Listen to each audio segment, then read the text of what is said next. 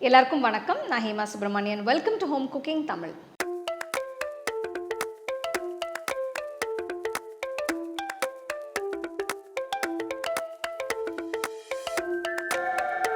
பொதுவாக நம்ம வெளியில் போனால் நிறைய இண்டோசைனீஸ் ரெசிபீஸ் ட்ரை பண்ண ஆசைப்படுவோம்.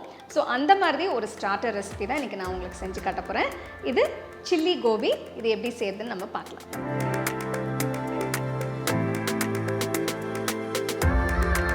To watch this recipe in English, click on the link given in the description box.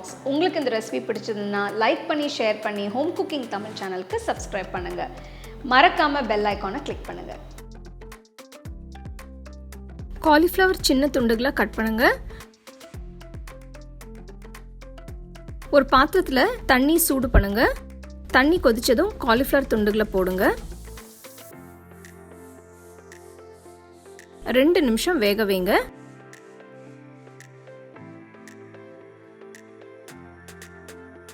ரெண்டு நிமிஷத்துக்கு அப்புறம் வடிகட்டி ஒரு பவுல்ல மாத்துங்க.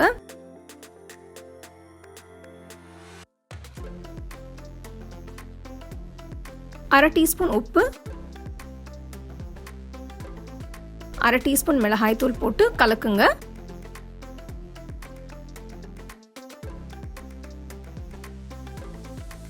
அடுத்து 3 டீஸ்பூன் மைதா, 3 டீஸ்பூன் சோள மாவு போட்டு நல்லா மிக்ஸ் பண்ணுங்க. காலிஃப்ளவர் துண்டுகள் எல்லாமே நல்லா கோட் ஆகணும். 10 நிமிஷத்துக்கு வச்சிருங்க. அடுத்து இது பொரிக்க போறோம். கொஞ்சம் கொஞ்சமா போட்டு கோல்டன் பிரவுன் கலர் வர வரைக்கும் பொரிங்க. ஃப்ளேம் மீடியம்ல இருக்கணும்.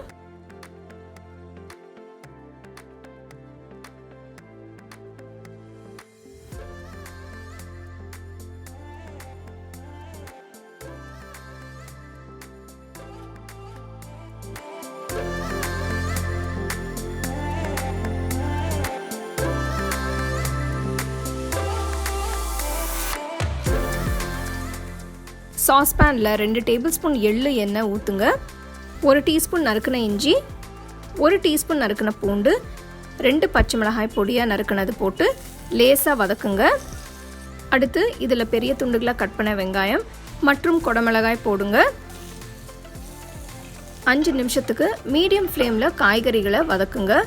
1 teaspoon vinegar, 2 teaspoon light soya sauce, 3 teaspoon red chilli sauce, 3 teaspoon green chilli sauce, 2 teaspoon tomato ketchup,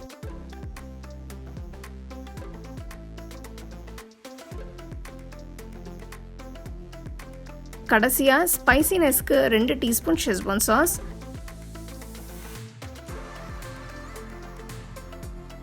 1 teaspoon சோள மாவு தண்ணியில் கரைச்சி ஊற்றுறேன்.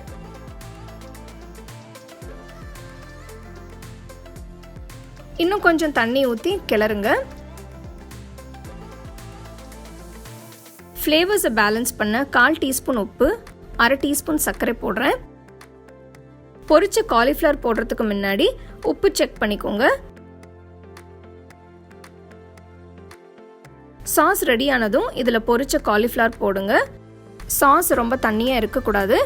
காலிஃப்ளவரை கோட் பண்ணுற அளவு இருந்தால் போதும். சாஸ் நல்லா கோட் ஆகியிருக்கு. அடுப்பை ஆஃப் பண்ணிடுங்க. கடைசியாக பொடியை நறுக்கிற வெங்காயத்தாள் போட்டு மிக்ஸ் பண்ணுங்க. உடனே சர்வ் பண்ணுங்க. சூடாக சர்வ் பண்ணால் சில்லி கோபி இன்னும் அருமையாக இருக்கும்.